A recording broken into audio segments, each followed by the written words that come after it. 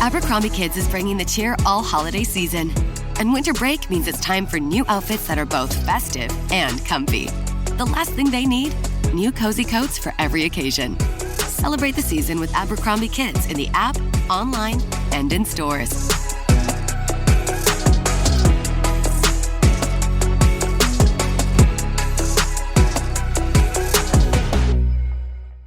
Hey, this is Bill Simmons from the Bill Simmons Podcast, here to tell you that Michelob Ultra, the official beer partner of the NBA, is bringing NBA fans closer than ever this season with chances to win great prizes, including courtside tickets. Enter now at michelobultra.com/courtside.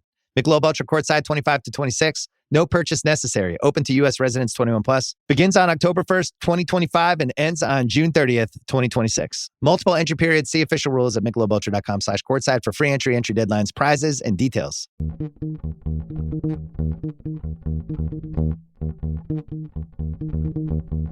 Hello, my name is Damon Friedman, co-founder and president of SOF Missions. As a 20-year veteran within Special Operations, I've gone through many challenges due to my military service and time in combat. We felt called to start SOF Missions to serve our fellow brothers and sisters in arms, focusing on suicide prevention and resiliency. Our mission at SOF Missions is to empower warriors to find purpose and be resilient. Since 2011, when we started the organization, almost 3 million men and women have deployed to Iraq and Afghanistan. Unfortunately, the scars of war take a toll on their psychological, physical, social, and spiritual health. Many veterans feel a sense of hopelessness and a loss of purpose when they return to civilian life. They feel isolated and alone, unable to reconnect. And in the greatest of tragedies, over 20 veterans lose all hope and take their own lives. Our goal at SOF Missions is to provide veterans the tools and resources so that they don't become a statistic. We offer a unique approach to combating veteran suicide through a whole health, intradisciplinary model. The Be Resilient program is a 4-pillar methodology that addresses the areas of psychological, physical, social, and spiritual wellness. We provide care through 3 delivery methods: medical clinics, retreats, and educational training. Since we started back in 2011, we have been able to reach veterans in all 50 states and have served over 3,000 veterans through the Be Resilient program. Being resilient is a multifaceted and complex issue. We know that to find a lasting solution, we have to address the whole warrior. Many challenges cannot be solved by providing the treatments and modalities of just one component, but by tackling them all. Now, we've expanded our services to include law enforcement and first responders. Together, we can make a lasting impact in the lives of warriors across the nation. To learn more, visit our website at sofmissions.org. All right. Welcome back. MisFitNation. MisFitNation. The MisFitNation Show. We are a show founded by a veteran and hosted by 2 veterans and a military spouse. Our mission is to get people to tell their stories to the world. If you're an author, share your tips with the MisFitNation. If you're a musician or an actor, our audience needs to know how they too can get into the business. Coaches, we love our coaches. Come on and share your tips with the MisFitNation to help them become better versions of themselves. If you are a corporate leader or an entrepreneur, come on and show how you did it and how hard you have fought for success. If you are a veteran, first responder, or Gold Star family, we would love to have you come on and share your story with the MisFitNation. We always have time for you. If you're feeling down, alone, or starting to see the darkness, stop. Think about those who are around you. You are not alone. You will be missed. If you feel like your problems will be a burden to those in your inner circle or feel embarrassed, dial 988. If you are a veteran, take option 1. We need you to keep pushing forward. Don't make a permanent solution to a temporary problem. If you are a new listener, welcome to the MisFitNation Show. Be sure to subscribe to our show on your favorite podcast app. Also on our YouTube channel at @the_MisFitNation. Subscribe and click the bell to keep you up to date on our latest episodes and all of our news. You can also find us on Heroes Media Group and About Face Radio. Now, let's get to the show!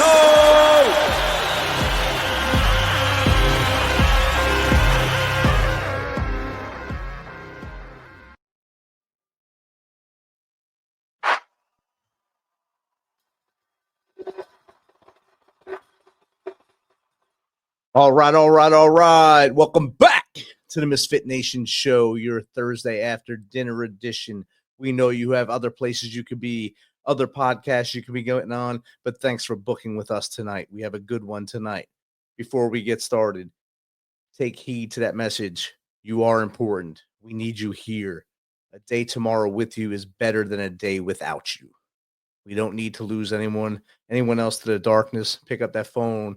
Dial 988, take option 1 if you're a veteran. If you're not a veteran, just follow the prompts and get to the right person. If you are a veteran and you want to speak to one of us here at the Misfit Nation, hit our emails, info@themisfitnation.com, Steven@themisfitnation.com, or Jake@themisfitnation.com. We will get back to you. We will listen to you. We will call you right back after your message. Tonight, we also honor Trooper First Class Dennis Ricks, South Carolina Highway Patrol, South Carolina, end of watch, Wednesday, August 13th, 2025. Let's keep Trooper Ricks' family, friends, peers in your thoughts and prayers as they go through this sudden change in life. We know they sign up for a risky job, but it doesn't mean we have to lose them at it. Tonight, we have someone that has served our country for 33 years. In the United States Army, rising to the rank of lieutenant colonel with combat deployments to Iraq, Afghanistan, and Kosovo. He faced leadership challenges in the world's most volatile environments, made life and death decisions under pressure, and carried the unseen weight of command. He is now finishing his first novel, a psychological thriller called Trapped in Deception. It is raw, research story built from experiences, and it reflects what many people live through silently: betrayal, manipulation, and emotional warfare. So without further ado, let's welcome United States Army veteran Ken Webb to the Misfit Nation show. Welcome, Ken. Hello, thanks for having me on the show. It's great to have you here, and I won't say where you were at. I'll let you let the audience know where you're coming from tonight, because this is the first time for us, and it's great to have you here. I just gave a 2-sentence overview of you, Ken. If you don't mind, reach back into the Wayback Machine and tell the Misfit Nation a little bit more about you, from as far back as you want to go to how we got here. Okay, well, I'm calling you right now. I'm in my apartment in the Miraflores district of Lima, Peru. And for those of you who know Spanish, you know that's look at the flowers. And I'm retired down here. And, you know, I'm a Christian, and I think a lot of things in life I just tripped into. And maybe I wasn't smart enough to figure it out on my own, so God just forced it to happen. But I'm very proud to have been in the Army. I was in the Army Reserves the entire time, the 33 years, but I have just under 18 years of active duty. And you know, I started out in the enlisted ranks. It was 3 years in the tanks, and then I did 14 years military police, and then 16 years military intelligence. Most of my active duty time was with military intelligence. I'm very grateful for the time I was able to have there. And then also as a reservist, I had a civilian job, and it was American Airlines. I wasn't a pilot because that's what everybody asked. Worked first in reservations, then operations. And the way they had a 5-year rule for being deployed, but that went out the window after 9/11. And it was like, as long as troops are deployed, and that, I mean, I assume that includes now. Yep. I was still working for them, but you know, eventually I'll get a retire from them as well. And so what happened is I went through some depression when I did retire, and I retired twice. First in 2020 after COVID, or during COVID, and I got an email 3 days late saying, so much your retirement, you've been extended 2 years. And then, you know, I still didn't make colonel. So, but I did my last active duty tour at the United States Embassy in Baghdad, Iraq, with the Office of Security Cooperation. And that was an interesting tour. It was a diplomatic mission, so I wasn't allowed to carry any weapon or firearm. And I had to actually get a visa to go there. First time I went somewhere with the military, and I had to get a visa because it was under the State Department. it was very comfortable. And my cousin, Dawn, her son just got back from there. He's infantry with the National Guard. And he was on a protective detail over there.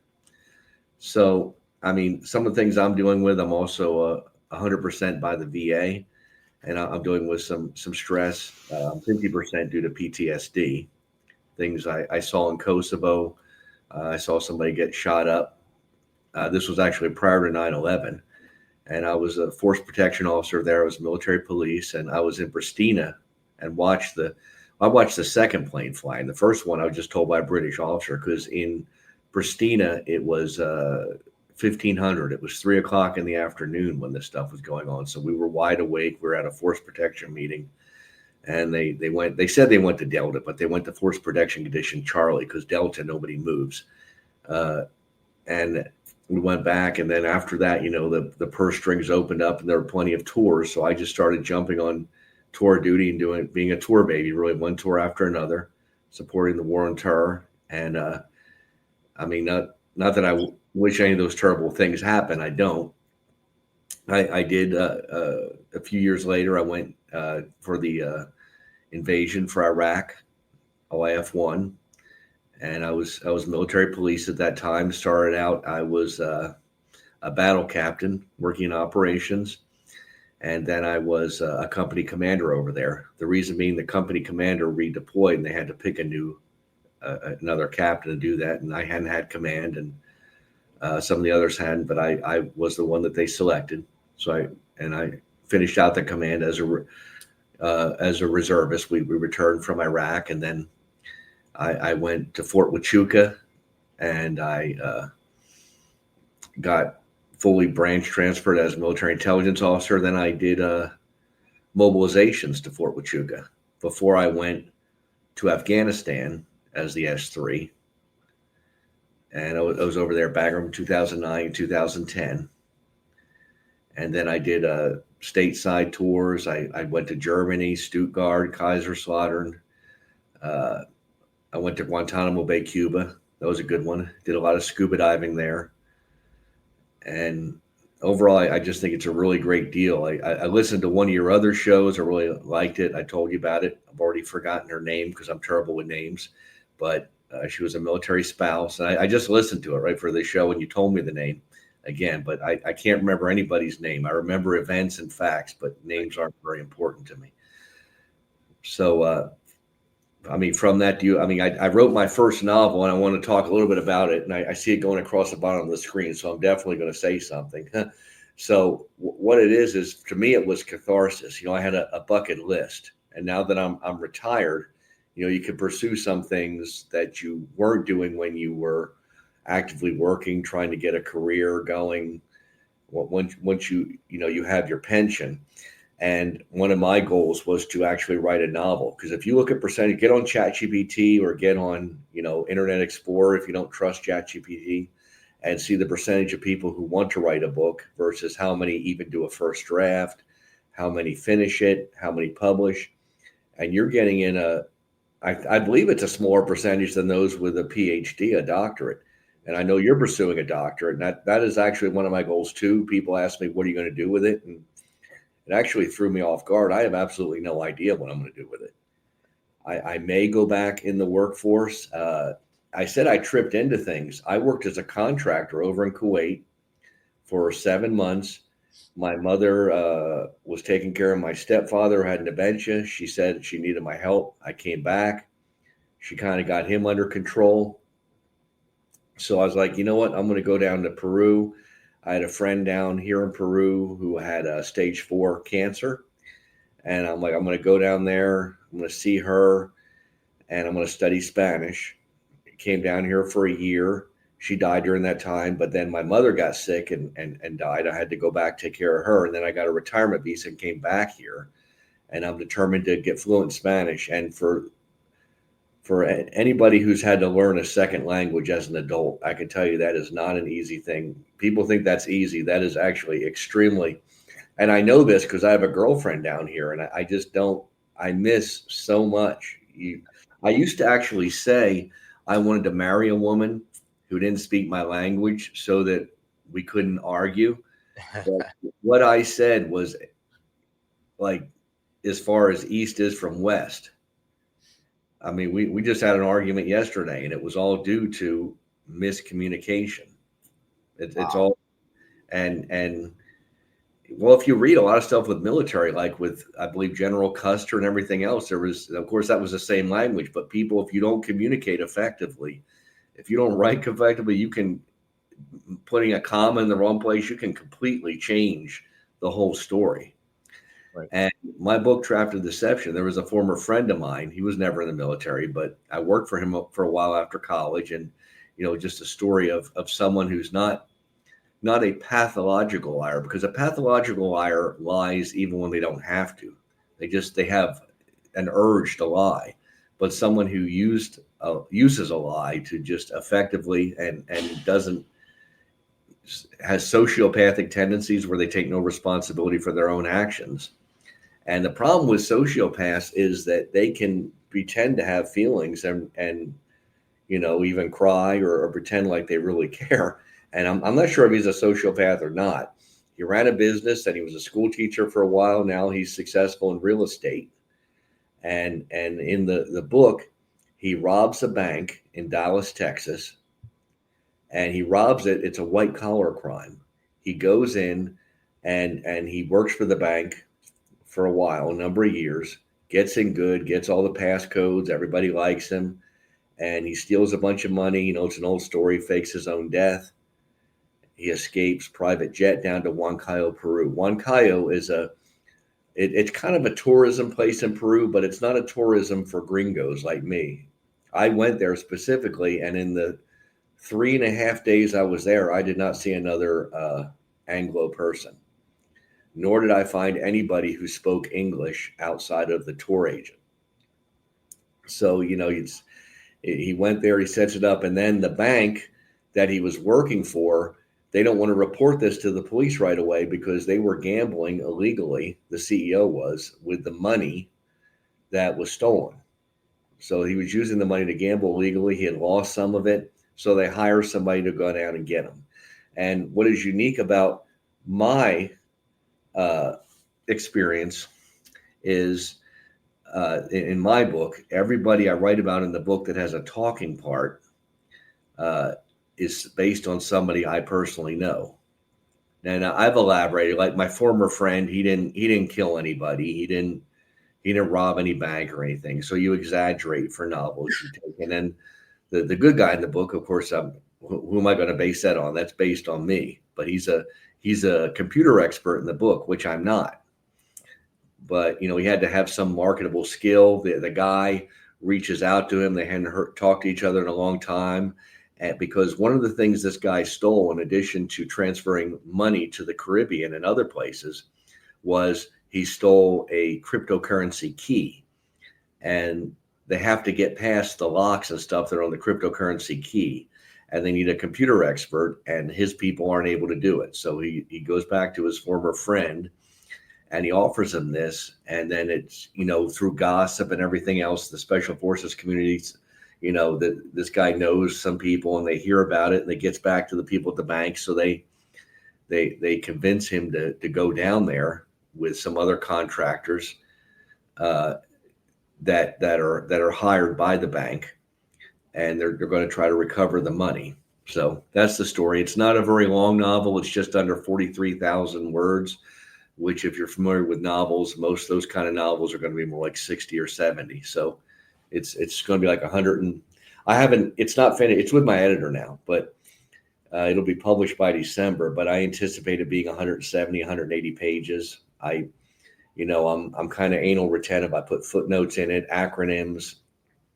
I got a list of characters forward, and I'm going to sell it. And in totally, when you write a book, if you're unknown like I am, with all the beta readers I hired, I want to make sure this is done right. It's a bucket list thing. I'm spending like $7,000. Wow. I don't think I'll ever see that money again. But it's okay. I'm sorry? It might trickle in. It'll trickle in. I'll get some of it back. Actually, I'm going to give away a lot of books for free. It's cheaper for me to print books down here, and I plan on printing 500 of them. I'm going to give them to all my Spanish teachers. And I'm just going to ask them to give me an honest review. I'm going to give it away to the libraries down here. My friends and family will buy some in the States. We're going to have a drawing at the church I'm at where I'm going to be selling the novel, but I'm going to give one away in the raffle that they have. Things are donated. So, that's going on there. And I'm just looking forward to my future. And I don't know what's going to happen after the doctorate. I mean, I was offered a contracting job when I was down here 3 months working, and it was one I had applied for and was accepted to. And this was last year. But I'd have to return to the United States and go through like a year of in processing where I wouldn't be paid, and then go to Australia working in Pine Gap over there, and a place with no windows, 12 hours a day, and just unbearably hot. It just wasn't for me. Right. So juice has to be worth the squeeze. The juice has to be worth the squeeze. Yes. The person you were talking about at the show you listened to is Janine Smith, and the paratrooper, the one that you were trying to figure that name. It came to my head while you're talking about Janine again. It was Joseph Bolton. Okay. Both good shows that you watched of ours. You spoke about Kosovo. A lot of people forget that Kosovo was going on in the 90s, and it was actually a pretty vicious fight. One of our co-hosts from the Tuesday group, Jake Holland, he was over there with EOD during the mud phase of that and stuff. So he got to see a lot of things in Kosovo as well. He always talks to me about the things he's seen there and the amount of ordnance that he would find over there. Okay. Yeah. There was still a lot of ordnance when I was there, but honestly, I went there in 2001 in April, and I saw some fighting, but it wasn't with us fighting. It was Serbians fighting Albanians. And so there was still, I mean, it was just unbelievable the amount of ordnance. And they used to blow it up on the hill. I was at Camp Bondsteel, and they would just boom, boom, boom. And a guy went over there with another reservist. He was a Vietnam vet. He was Army, but he was former Marine with The Walking Dead, if you've heard of them. And they call that because so many of them, almost all of them died. And he had earned it was Dale Davis. He earned a Silver Star in Vietnam, pinned on by Lyndon B. Johnson. Wow. And, that ordnance would go off, and he had some PTSD, but his PTSD was different than mine. His was from like severe combat. And he'd be jumping, and yeah.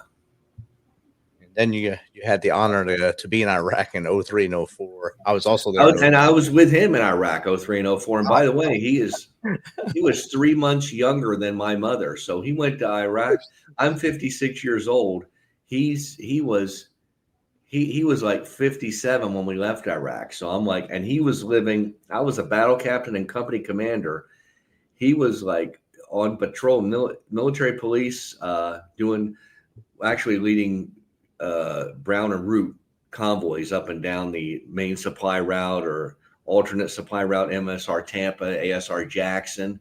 And he was, sleeping under like, motor type homes and stuff, living under very austere environment, very difficult for someone his age. He was a tough guy.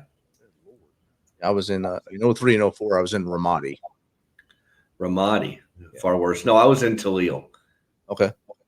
So yeah, but you had it far worse than Ramadi. I mean, but did you have it as bad as the people who came after you? Because from my experience was they started really doing the IED campaign as we were leaving. When we were getting ready to leave is when they really kicked that in. We had our first IED. We had some of the first IEDs while we were there, but they weren't to the power they became after we left. So I'd say the 5-6 period was when they really ramped up the IED fight in Ramadi and actually the whole Sunni Triangle in all of Iraq. And then as I think the second surge in 7-8, that surge there, it was mostly an IED fight, and then get to find the insurgents after that. Okay. What was your you were Army, but what were you infantry? I was with the Big Red 1, 1st Brigade, Big Red 1. I was with the Brigade TAC. I was the TAC NCO, night NCO, and I went out every day with the S3 for the brigade to do meet and greets and be his personal security detachment. Okay. We did some cordon and searches, but I don't think ever in Ramadi. Yeah, you'd remember that. And then Okay. when you were in Afghanistan, I got there probably at your tail end. I got there 10/11. Yeah, I left there in August of 2010. Okay. I got there right in August 14th, I think I got in country. My experience was the Afghans were far fiercer fighters than the Iraqis. Yeah, I think in man-to-man fighting, they were way, way fiercer. They didn't rely as much on the ID. They did use the IDs. They did use bombs under the earth, but they would shoot at you as well and not just hide behind the bombs. Right. Jake just chimed in. He said late 04 all the way to the end was the worst for ID. It was the worst for IDs. Yeah, I was fortunate. I left in like the beginning of March 2004. So I missed it, but they were just starting it. Yep. Like it just, September. yeah. I left September 04. And our last person we lost in the brigade, the IED was hanging off like an overpass. And it took off one of our Bradley commanders' heads. Flew off at. I've heard about them hanging over overpasses and I mean for a while it was kind of like and by the way, remember our Army Reserve Military Police Unit, we were over there. We were not in up armored Humvees. We were in Toledo. It was not up armored, but they started putting sandbags and stuff in it, but there was I don't know what you'd call it. I mean, maybe a honeymoon phase, like right after the war, where there were no IEDs and not a lot of violence. Yeah, and then I think all the tourists went there because we were there. It was like a bees to honey kind of thing, or sharks to kind of thing. But I was very fortunate, and there was a big thing on the a lot of inoculations and a lot of I certainly remember that, and I forget what the disease, leishmaniasis, that was it. Yeah, people be spraying for leishmaniasis, but one thing I do remember, scary during the actual, I guess I'd say, war. We thought Saddam Hussein had chemical weapons, and we were always going to MOP 4, which the viewers who don't know that's the chemical level, 4, and just in full gear, and sometimes we'd stay in it for a long time.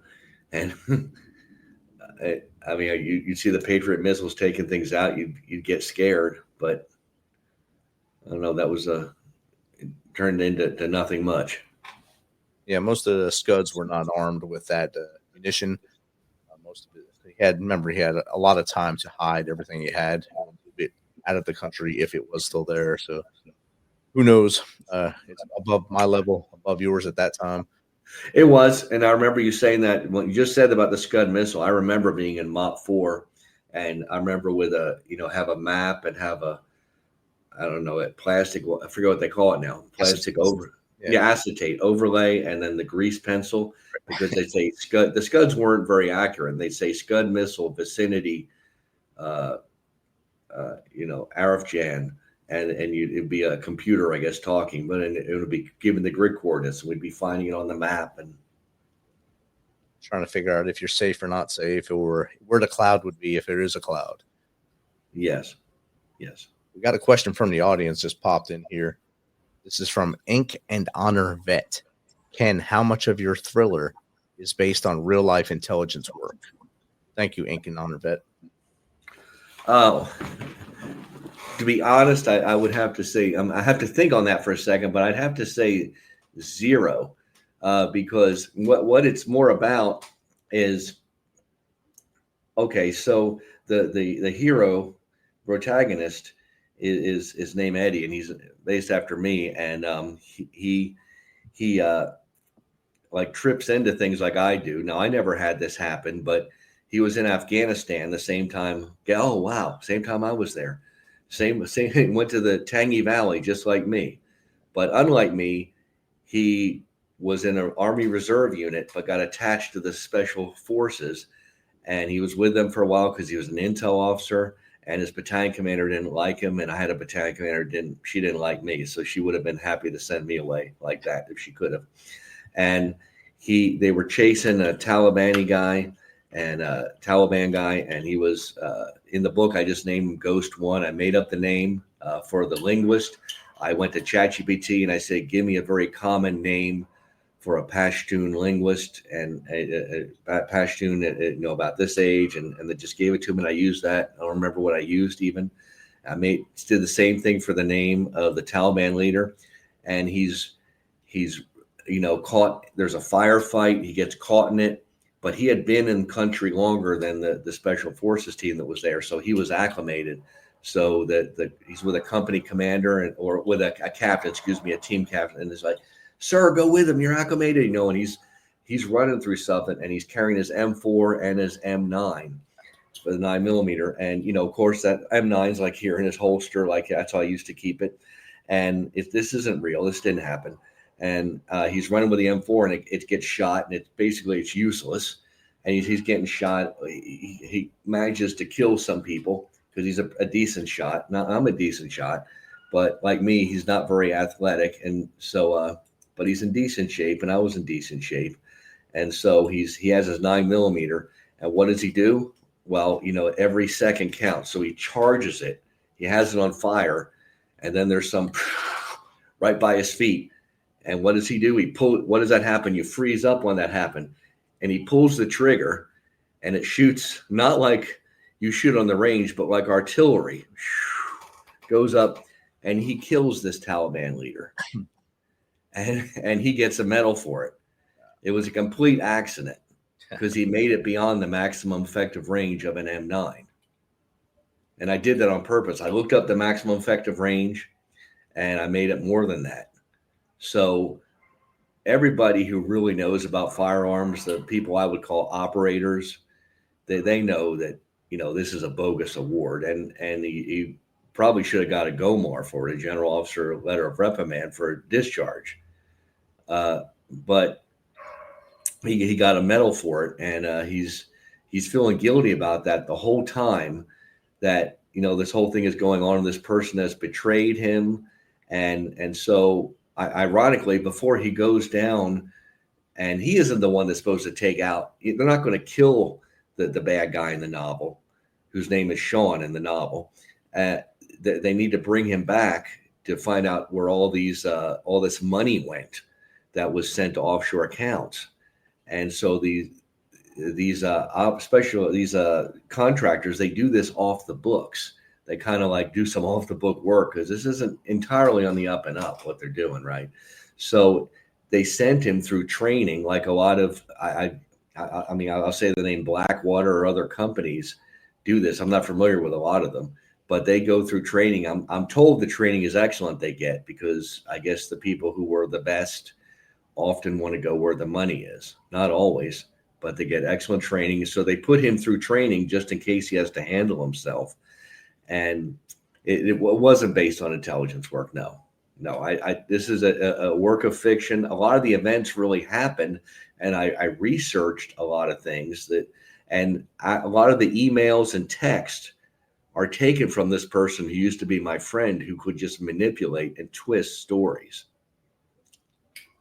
It started out being like a 72,000 word novel. And now it's 43 because I got beta readers and I paid them. I went on Fiverr because if you get a free beta reader, they will often finish your novel, and they did, but sometimes they'd be like, this isn't my kind of novel. Sorry. If you pay them, then they have to finish. So I've spent a lot of money. I just want to get it good. I don't think I'm going to be the next James Patterson or anything like that. If you look over to my shelf to my left, you can't see it, but there's a bunch of books that I buy from that same church I go to because English books are more expensive down here. And I read up on them. I'm real big. I don't want to use AI for the books, but I will use AI for grammar and spell checks. But sometimes the thing is you lose your voice when you're writing a book and if you let it overcorrect you too much. Right. Some of these good writers, Hemingway is sticking out of my mind. But there are other writers to where you read it, it may not be perfect sentences the way, ChatGPT or other people would have you write it, but an author has a voice and you recognize the way people write. Tom Clancy, to me, an excellent author, but he had Dead of Honor up there on the shelf, but to me, he gets way down in the nitty gritty unnecessarily. W.B. Griffith does it a little bit better, but then I like Jack Higgins. I like James Patterson. They have shorter chapters, more to the point. The Jack Reacher novels, I just forgot who wrote those because I can't remember anybody's name, but I like those novels. The only thing is with Jack Reacher, it's not very believable because he's a guy that's just naturally cut and healthy, and he's traveling around on a bus all the time and not eating right. So I don't know if anybody could really be like that. I'm sure somebody out in the audience knows somebody that is like that, but it's certainly not me. I belong to a gym here, and I go 3 times a week. They want me to go 4, so I'm doing that now. My girlfriend is a physical therapist. She's pushing me to eat better, stay away from soda. Yeah, so to answer that guy's question, I mean, yeah, it's not. There's nothing in that's based on real world intelligence. I wouldn't put that in a novel. That was a fictional novel that wasn't classified. You'd have to get a lot of clearance from the Pentagon at that level. Absolutely. That takes a lot more of your time and effort. Uh-huh. And that's Lee Child who wrote Jack Reacher. Lee Childs, thank you. I think. Can you see me? Can you see me okay? I got you still. You're good. Actually, Okay. look better now. I'm not actually seeing the video right now, but that's okay. I don't need to. I got you clear. Okay. As long as you got me, that's the important thing. You brought up a good point about eating junk food on the bus and such. I mean, if you look at the TV series Jack Reacher, you got a dude that's like 6. He's a monster, like 6'6", 6'7", almost 300, totally cut, ripped to shreds. And then the movie, you have Tom Cruise, who's about 5'4", flat with high heels on. He's about 5'6", maybe, and a string beam. So the combination of the two of them, maybe you get the right person for it. But I like the series better than the movies. The series is better than the movies. Alan, I think his name is Alan Richardson. Yes. I'm sure he spends a good amount of time in the gym, and he certainly resembles how Jack Reacher is supposed to look. Right. It's a great adaptation of the book, I believe. Yes. And we do have another question came in while you were answering the first question. This is from @TerminalTom 10 seconds. What value do you put on emotional intelligence in the state of the current world? Thanks for the question, Terminal Tom. Well, I put a very high value on it, and I'll tell you why. I was, as a lieutenant colonel, I was working for Arsent. This is one of my tours. I was in Kuwait, and this was the tour I went on before I retired the first time. I was running. It was more like being the mayor. And military personnel know what I mean by that. Just kind of, and there were a lot of agencies working, and it was a TS environment in Kuwait in Camp Arifjan. And I think I'm a nice guy, but I tend to get right to the point, and I would start meetings and never ask how anybody was doing, or if I knew somebody's kid was sick, I'd never say anything in the meeting. I would just start the meeting. And it's not because I wanted to be rude. I thought I was being efficient. And there was a person there that worked for one of the agencies and asked to talk to me afterwards. And he said the people were saying I was unapproachable, aloof. And he would tell them, no, he's not like that. Talk to him one-on-one. And he said, you need to listen or read. And I listened because he knows I like audiobooks, books on emotional intelligence. And I did read. I don't remember the names of the one I did, but I know I took a test, and like it might have been out of 20. I got something I scored like a 2 or 3 with an honest test. And when I worked on some of those things and started asking people how they're doing and taking time to do things that I thought was just a waste of time, I got a much more positive response. So the question is, because remember, my screen's frozen right now, and that's okay as long as you can see me.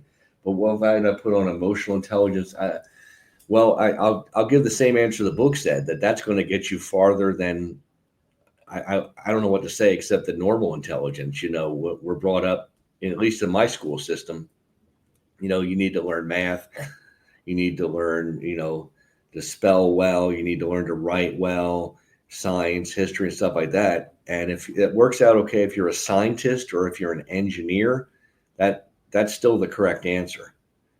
But even if you want to be an author, emotional intelligence, I think, is going to take you farther. I mean, there comes a point. I mean, you have to be able to write, and you have to understand things. But I mean, just reading people, and I used to just like refuse to read people. I would just be like, no, if somebody has a problem, they need to just tell me. I'm a reasonable person, and I am. But you reading body language, understand that. Now I'm in Peru, so I'm in a whole different ballgame. I got to learn their body language because their body language is different. Things mean different things. Facial expressions sometimes mean different things. If you get invited to somebody's house, you never say no. If you have another engagement, you say, well, I have to do this at this time. When can we do this? So I would say it's incredibly important. I don't know. I mean, according to that question, I don't know if it was ever less important. I just never. It's incredibly important. I think it always was. Probably even more so in this mass media thing. I'm addicted to social media like everybody else. I see myself in Spanish class, promising myself I won't get on social media, and I do it. It's the first thing you do. Yeah, I do it, and I turn off my phone during the class, and then I wind up turning it back on. I just have to stay connected. And my best friend, the retired chaplain, he's a retired chaplain, and he has like a day without social media, and I need to implement that. Yeah. I think we all should implement that. It's hard, especially doing this show and not being in touch. Kind of lose something if you feel like you lose something if you're not there. But sometimes if I'm not on social media, I feel like I gain more coming back and seeing things from a fresh light instead of seeing it every hour or every day. Mm-hmm. Back and it's all new again. So it's pretty cool that way.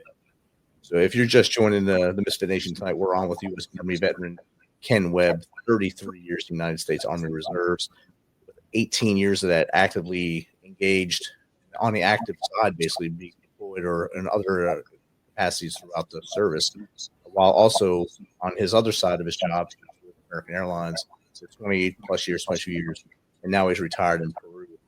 I just highlighted those years for a good reason. You were gone a long time while you were in service.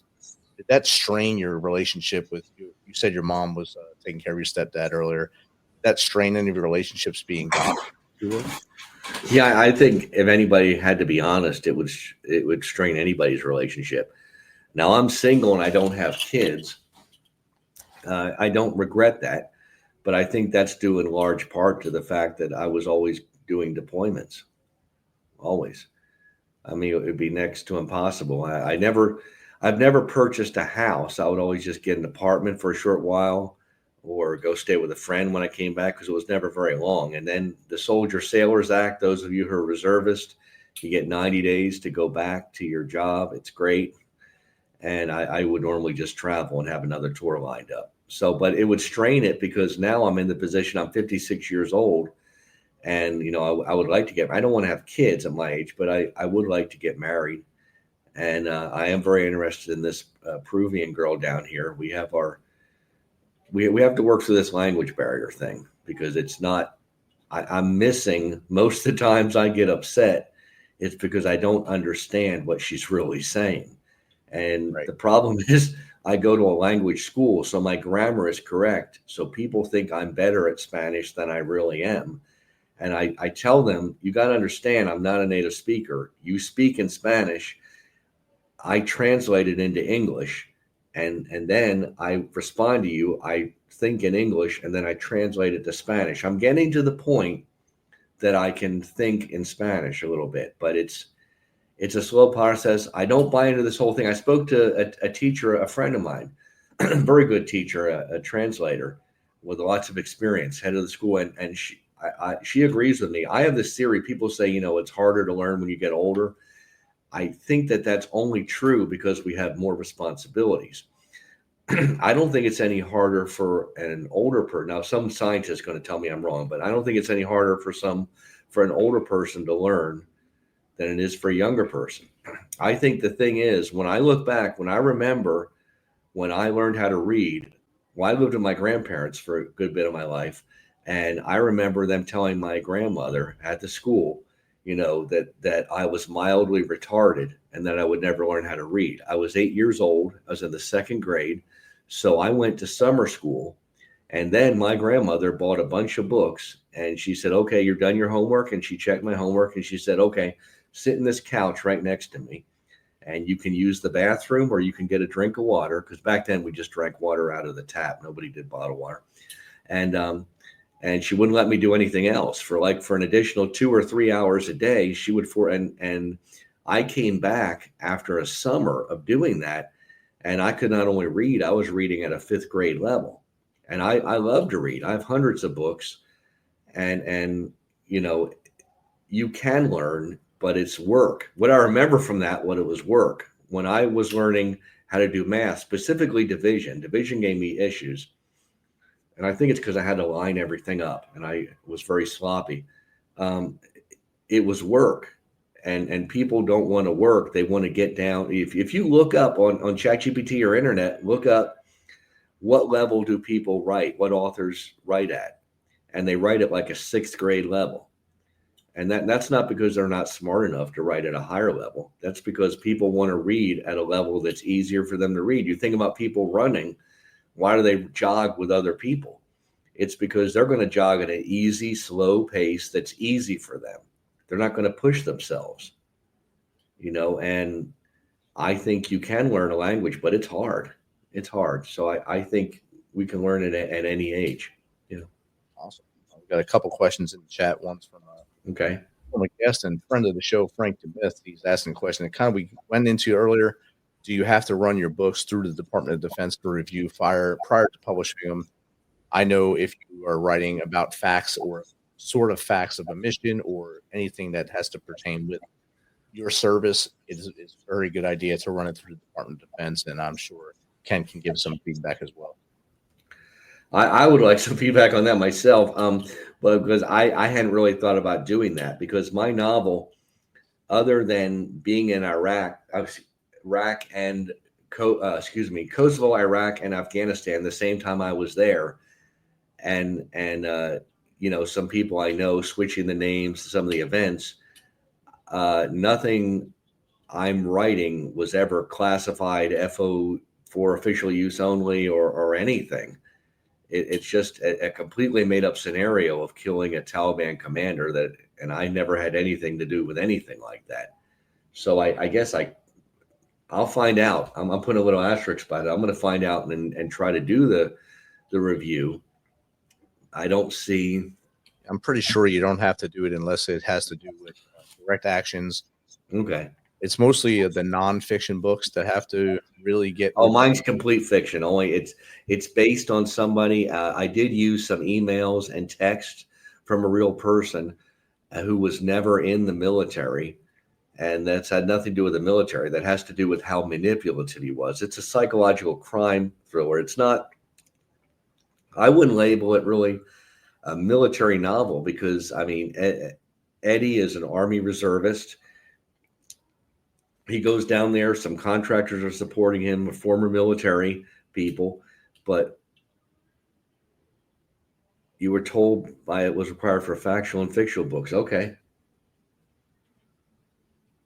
And yours are all fiction. Okay. In that case, coming out. See. Well, I'm glad you told me that. I hope it doesn't take very long. It all depends. That depends on what's going on up at the Pentagon today or tomorrow. When you send my book will pass. It's just I don't want them to hold up my book. I had 3 authors on that wrote about their perspective of the Arkansas River Valley from 3 different units over there overlapping each other. All 3 of them had to get theirs reviewed, but it was all truthful books. It was all nonfiction. Oh, it was all about their experiences there. So they just had to make sure there was no classified information in there, or they didn't skew the truth at all throughout it. So, and then all 3 of theirs passed pretty quickly.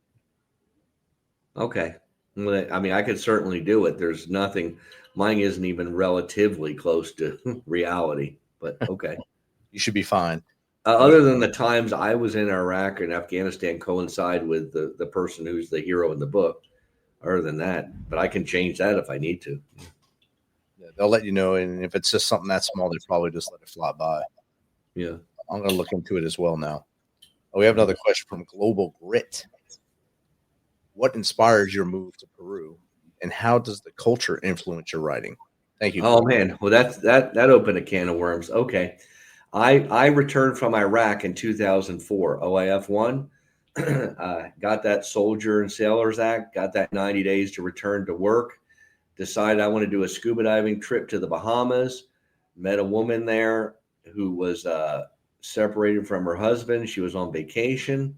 She lived in Peru, school teacher in Lima, Peru, taught chemistry, spoke decent English, not made a lot of mistakes. But back then, remember, this is 2004, no WhatsApp. We used emails. I decided before I go back to work at American Airlines, what the heck, I'll make another trip. A couple months later, went here to Lima, Peru. She didn't answer the emails, but I also had her phone number. I didn't want to call her from the U.S., so when I got here, I went to the school. I knew she worked as a school teacher, went to the school system. They called her. And she actually had a cell phone. I didn't have a cell phone at that time.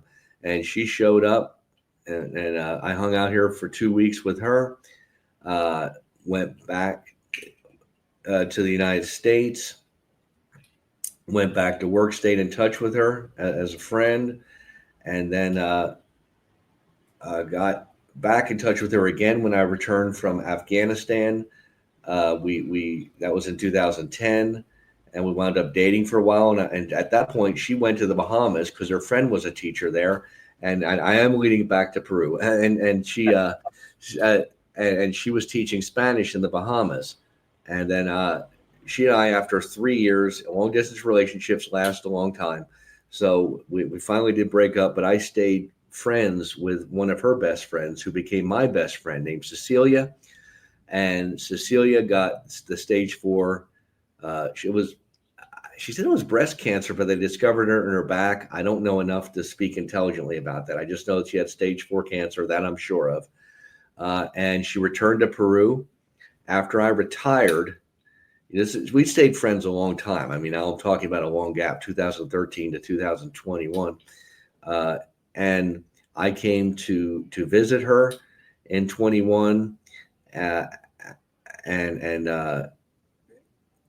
21, 22, December to, December, I went to Machu Picchu, did some other things, and then I would return every year. So this is actually my 5th time in Peru. She eventually did die.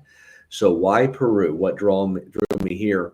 Well, I wound up, I was here during the COVID, but I was also here when their president got removed out of office, like they were going to arrest him. It was on television in the United States, like right before I left to come down here. He actually got up and ran. And they caught him. And so he was a popular president with some people. There were riots down here. I was supposed to travel down to Oxapampa, which I went to with my girlfriend about a month ago. And I was stuck in Lima. So I was like, well, I need a place to stay. So I went to this school, and they gave me a place to room and board, and still got to see my friend Cecilia. She was alive at that time. And I just like Peru. I did investigations online and found out, I investigated online and discovered that Peru is a great place to learn Spanish because it has kind of a neutral accent. And like I've been saying this, the whole time from the beginning, I just trip into these things.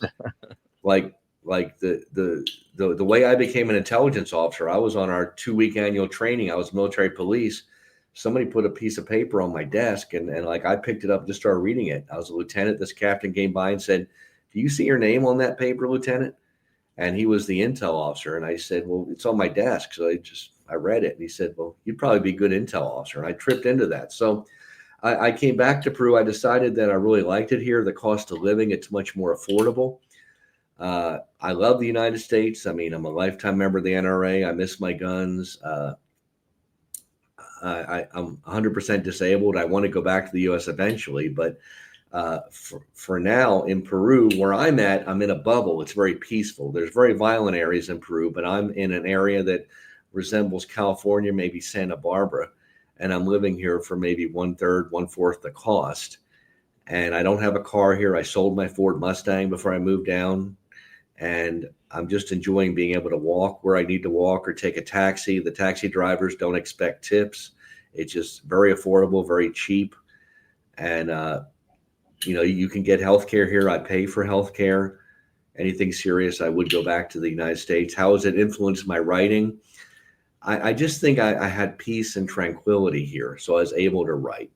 But also, I chose Huancayo, Peru as the place that would be most of the action and stuff because I'm in Peru. If I was in Argentina, I would have looked for some place in Argentina. So, yeah. Definitely.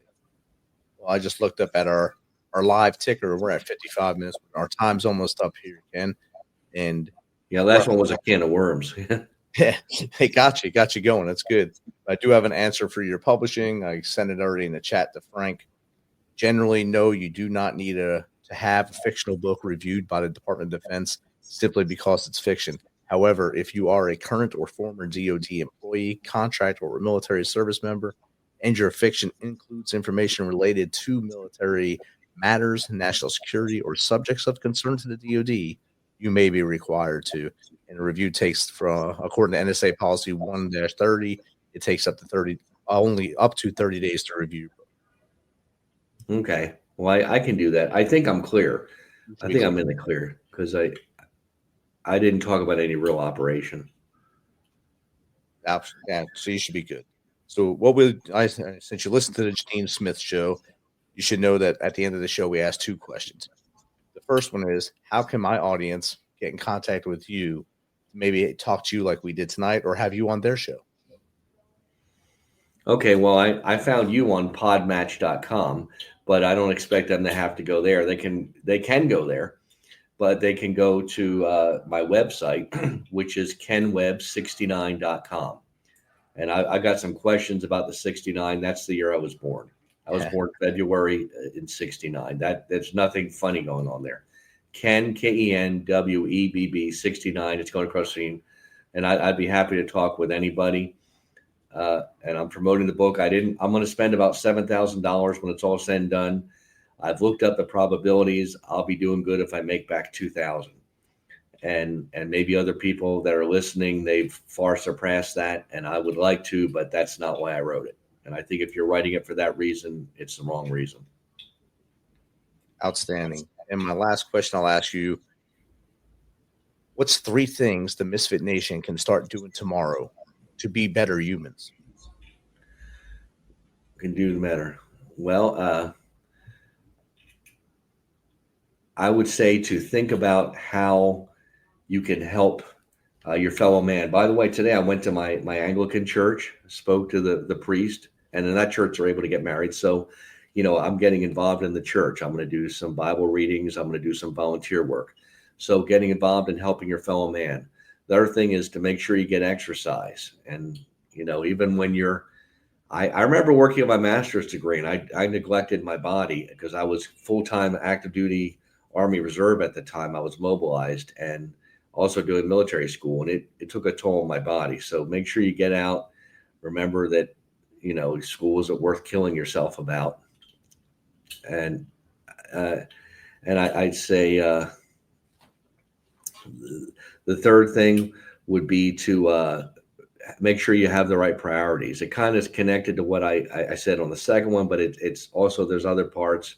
Like I said, now I'm missing out. Well, yeah, I was able to save up a lot of money. I'm able to retire now, but then, at what cost? I never had a family. I'd like to have a wife someday.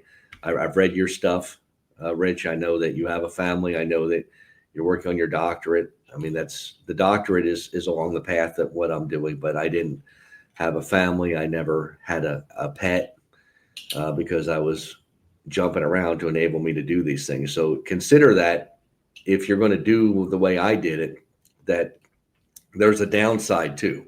You're going to have to make sacrifices. Yeah.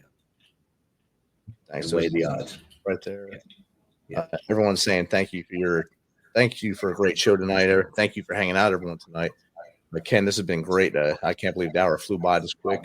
You got a lot out of it as well, and were able to share as much as you wanted to over the last 58 minutes. And I wish you nothing but success with the book. I know it'll do well. It'll do well because you want it to do. You're doing it for a purpose. You're not doing it for the monetary version. You're doing it for. I'm giving it away for a lot of people. I want it out there. You're getting it out there, and that's going to help more than you know. You might create another writer just by you writing this book. Really, I'm going to put it in airports. I just want people to read it, and get in there. Yeah. What we say here is, if with each show, if we reach one person, teach one person, it's a success. And I think with your book, it's the same thing. Once they read that book, you might get that person's mind going and say, hey, I can write that book. I can be beyond that statistic on ChatGPT and do great things. So I thank you for that, and I thank you for being here tonight. All right. Thank you, Rich. Misfit Nation, don't forget, we'll be on Sunday night. Another great show, another 3 great shows next week. The crew will have a great guest next week. We'll announce all this on the Cart Talk on Saturday. Be sure to tune into that on our shorts on YouTube. Until next time, be humble, stay hungry, and keep hustling.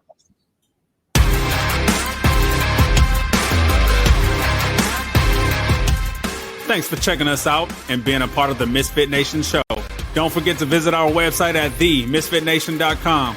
That's themisfitnation.com. Check out all our past episodes and get some of the great Misfit Nation gear for you and your family. As always, be humble, stay hungry, and keep hustling, because we are Misfit Nation. Misfit Nation. You know the words that dominate our news cycle. Private equity keeps inventing generative artificial intelligence. America's fueled by market volatility. Bets on Fed rate cuts. But do you truly understand how they impact your world and your wallet? In a world that skims the what, understand the why. Because context changes everything. Subscribe to learn more at Bloomberg.com, the global benchmark for business news. Every minute your finance team spends wrestling with data is a minute lost. Insight Software's AI-powered insights instantly move you from complexity to clarity. Automated analysis, real-time reporting, strategic recommendations, all at your fingertips. Transform how your finance team works and watch your business grow. Stop wasting time. Start making smarter decisions. Learn more at insightsoftware.com/AI.